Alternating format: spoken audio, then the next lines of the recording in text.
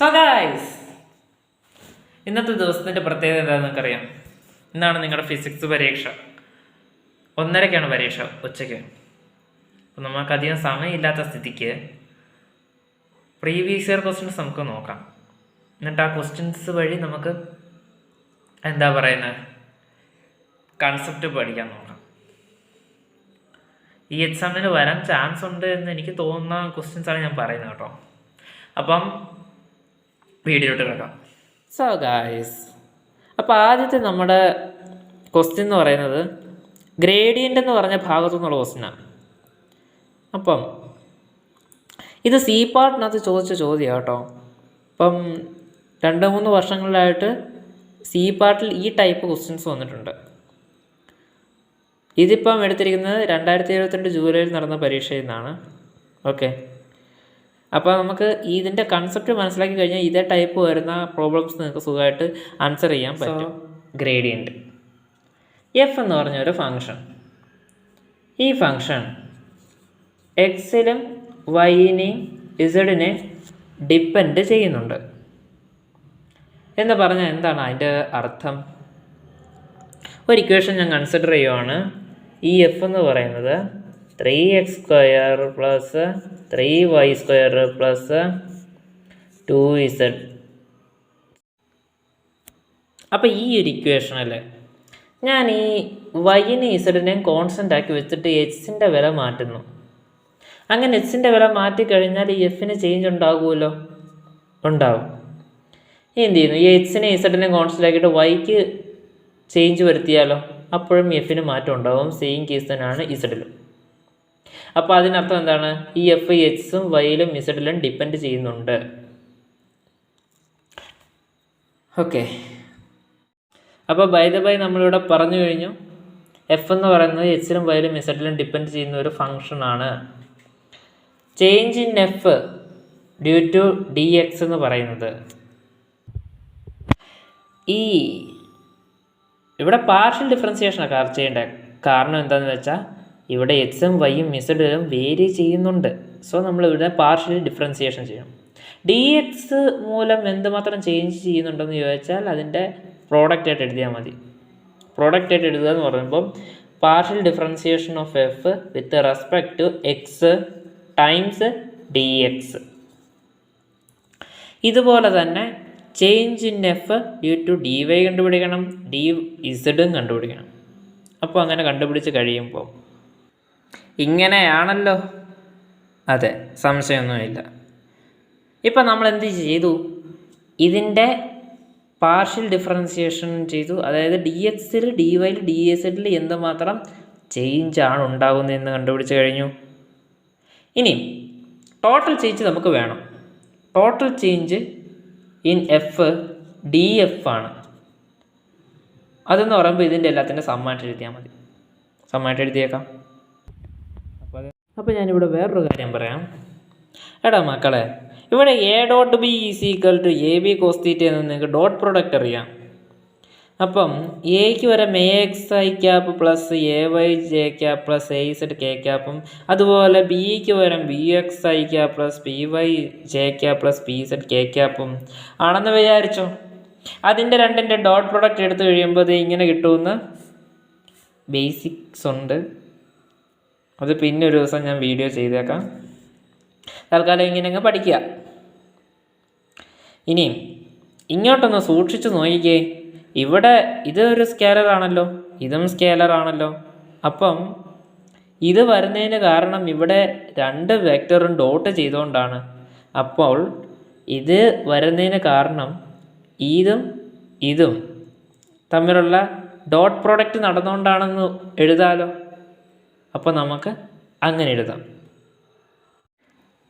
ഞാനപ്പോൾ അതെ അങ്ങനെ എഴുതി. ഇനി നിങ്ങളിതൊന്ന് ഡോട്ട് പ്രൊഡക്റ്റ് ചെയ്ത് നോക്കിക്കേ.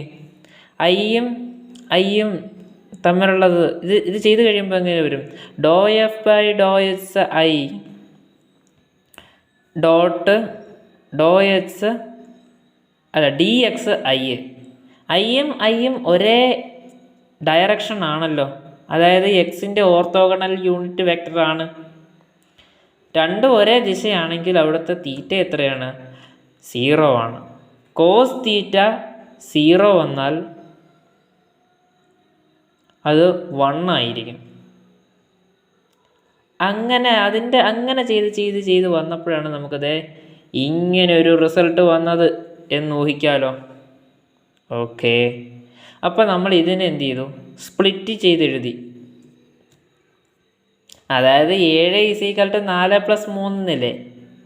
അങ്ങനെ സ്പ്ലിറ്റ് ചെയ്യുന്ന പോലെ ഒന്ന് സ്പ്ലിറ്റ് ചെയ്തതേ ഉള്ളൂ. സെറ്റാണല്ലോ. ഓക്കെ, ഇനി ഞാൻ ചെയ്യുന്ന എന്താണെന്ന് വെച്ചാൽ ഈ എഫിനെ ഞാൻ പുറത്തോട്ട് കോമൺ ആയിട്ട് എടുക്കുക.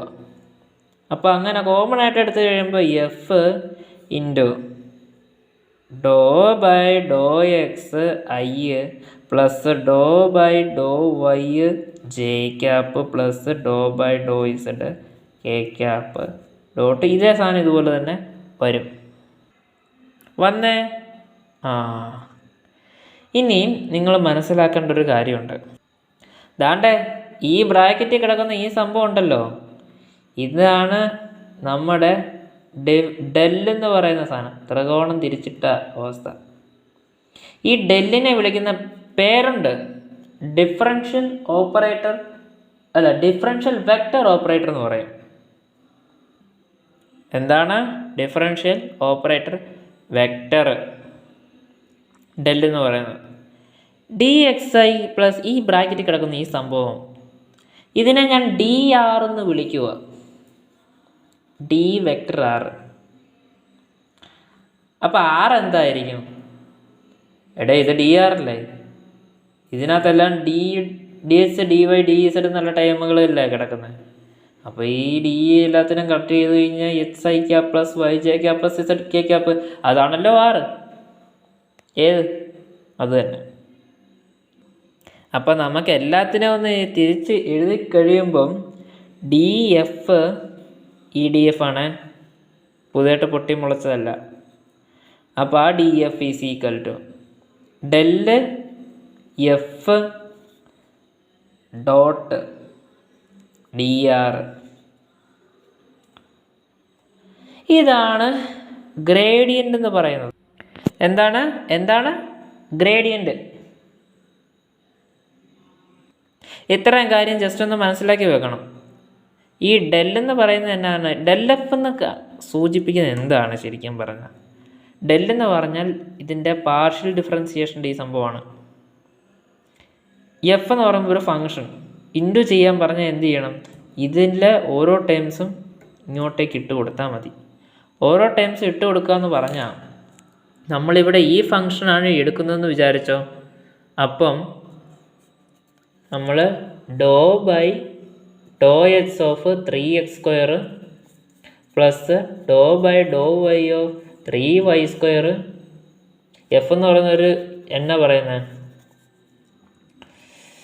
ഒരു വെക്ടറാണ്. അപ്പോൾ നമ്മളിവിടെ എന്ത് ചെയ്യണം? മാഗ്നിറ്റ്യൂഡിൻ്റെ ഡയറക്ഷൻ ഇട്ട് കൊടുക്കണം. അങ്ങനെ ഞാനിപ്പോൾ ഇട്ട് കൊടുത്തു i cap j cap k cap. അപ്പോൾ അതിനനുസരിച്ചാണ് ഞാൻ ഈ ചെയ്യുന്നത് കേട്ടോ. 3y² plus Dr by Dr z of 2z². അങ്ങനെ വരും. ഇപ്പം ഞാൻ ഇതിൻ്റെ എക്സാമ്പിൾ കാണിച്ച് തന്നേ ഉള്ളൂ. ക്ലിയർ ആണേ? അപ്പം എങ്ങനെ ഗ്രേഡിയൻറ്റ് പഠിച്ചില്ലേ? ഇനിയിപ്പം നമുക്ക് കേള് ഡൈവർജൻസ് നേരെ പോയേക്കാം. സോ കേൾ വേഴ്സസ് ഡൈവർജൻസ്. ഇവിടെ നിങ്ങൾ മനസ്സിലാക്കേണ്ട കാര്യം എന്നാന്ന് പറഞ്ഞാൽ എഫ് എന്ന് പറഞ്ഞൊരു ഫങ്ഷൻ, ഈ എഫിൻ്റെ കേൾ എന്ന് പറയുന്നത് എന്നാണ്? കേൾ ഓഫ് എഫ് എന്ന് ഉദ്ദേശിക്കുന്നത് ഡെല്ല് ക്രോസ് എഫ് ആണ്. ഡൈവേർജൻസ് എന്ന് പറയുമ്പോൾ എന്താണ്? ഡെൽ ഡോട്ട് എഫ് ആണ്. അത്രയേ ഉള്ളൂ. ഇനി ഡൈവേർജൻസ് എടുക്കുവാണെങ്കിലോ നമുക്കെടുക്കുക. ഇതെന്ന് പറയുന്നത് എന്താണ്? F X I cap plus F Y J cap plus F Z K cap ആണ് എന്നിരിക്കട്ടെ. ഡെൽ എന്ന് പറയുമ്പോൾ നമുക്കറിയാം ഡോ ബൈ ഡോ എക്സ് ഐ ആണ് plus Dr by Dr Y J ആണ് plus Dr by Dr Z K ആണ്. Dot ഇത്. അപ്പം ഇത് ചെയ്ത് കഴിയുമ്പോൾ എന്ത് വരും? ഈ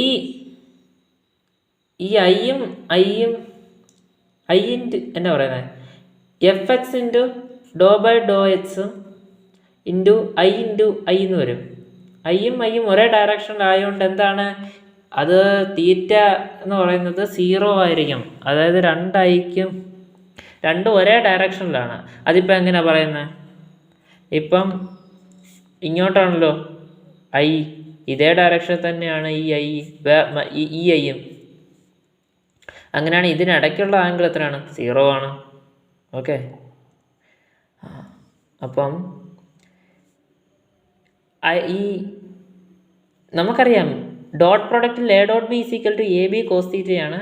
കോസ് തീറ്റ 0 ആണെങ്കിൽ എ ബി വരും. തീറ്റ 90 ആണെങ്കിലോ കോസ് 90 0 വരും.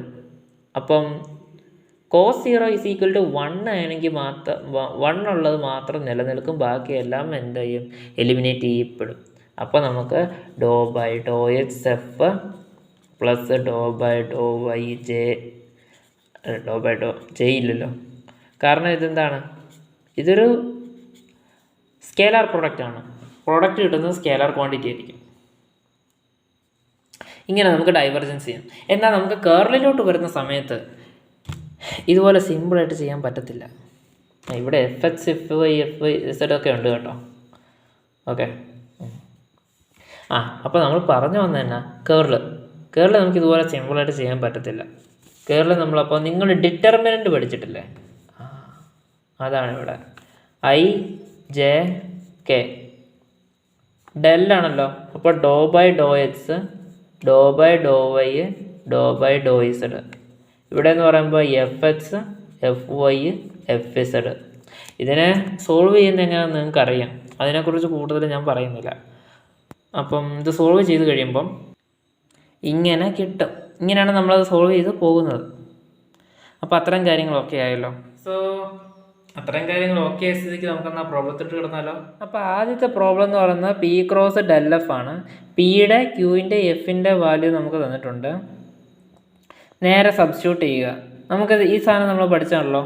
ഡെൽ എന്ന് പറയുന്നത് doh by Dr X plus Dr by Dr X I cap plus Dr by Dr Y J cap plus Dr by Dr Z K cap ആണല്ലോ. Into F എന്ന് പറയുമ്പം അതിൻ്റെ കൂടെ എഫ് വരും. എഫിൻ്റെ വാല്യൂ നമുക്കിവിടെ തന്നിട്ടുണ്ട് എക്സ് വൈ ഇസഡ്. ഓക്കെ ആണല്ലോ. ഇനി എന്ത് ചെയ്യണം, അത് കണ്ടതിന് ശേഷം പി യുമായിട്ട് ക്രോസ് പ്രോഡക്റ്റ് ചെയ്യണം. ക്രോസ് പ്രോഡക്റ്റ് നമ്മളിത് ഇവിടെ ഡിറ്റർമിനൻ്റ് കണ്ട് ചെയ്തില്ലേ, അതുപോലെ ചെയ്യണം. നോക്കിയേക്കാം. ഇതെന്ന് പറയുന്നത് പി ആണ്, ഡെൽ എഫ് ആണ് ഈ വാല്യൂ. കാരണം എക്സ് വൈ സെഡ് ആണ് എഫിൻ്റെ വാല്യൂ. നേരെ സബ്സ്റ്റിറ്റ്യൂട്ട് ചെയ്തേ ഉള്ളൂ, വേറെ ഒന്നും ചെയ്തിട്ടില്ല. സംശയമൊന്നും ഇല്ലല്ലോ, ഇല്ല, സംശയമൊന്നും ഇല്ല. ഓക്കെ, ഇത്രയും ചെയ്താൽ പറ്റത്തില്ല. ഇനിയും നിങ്ങൾക്ക് വേണമെങ്കിൽ ഇതിൻ്റെ ബാക്കിയായിട്ട് ചെയ്ത് പോകാം, കാരണം സി പാർട്ടിലെ ക്വസ്റ്റ്യൻ ആണല്ലോ. ഞാനിപ്പോൾ തൽക്കാലം ഇത്ര ചെയ്യുന്നുള്ളൂ. അപ്പോൾ ഇതിൻ്റെ ബാക്കിയായിട്ട് നിങ്ങൾ ഹോംവർക്കൊക്കെ ആയിട്ടും ചെയ്ത് നോക്കുക. ഇനി അടുത്ത രണ്ടാമത്തെ question del cross p cross q. അപ്പോൾ ഡെൽ ക്രോസ് പി ആദ്യം കാണണം, എന്നിട്ട് അതിന് ശേഷം ഒന്നുകൂടെ ക്രോസ് പ്രോഡക്റ്റ് കാണണം. അപ്പം ഡെൽ എന്ന് പറയുമ്പോൾ നമുക്കറിയാം ഡോ by Dr X I cap plus Dr by Dr Y J cap plus Dr by Dr Z K cap ആണല്ലോ. ഓക്കെ, ഇനി എന്ത് ചെയ്യണം, ഇതിനെ ക്രോസ് ചെയ്യണം പിയുടെ വാല്യൂ ആയിട്ട്.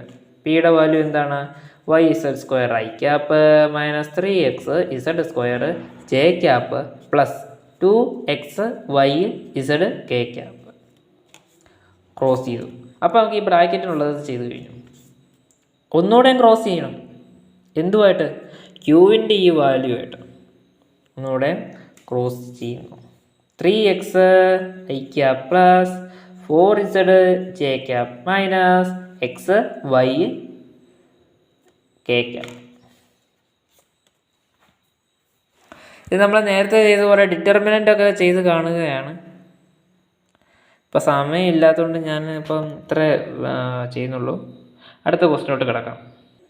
Q dot del cross p. Del cross p നമ്മളിത് ഇവിടെ കണ്ടു. ഇതിനെ എന്ത് ചെയ്യണം, ഇവിടെ ക്രോസിന് ഒരു ഡോട്ട് ചെയ്യുക.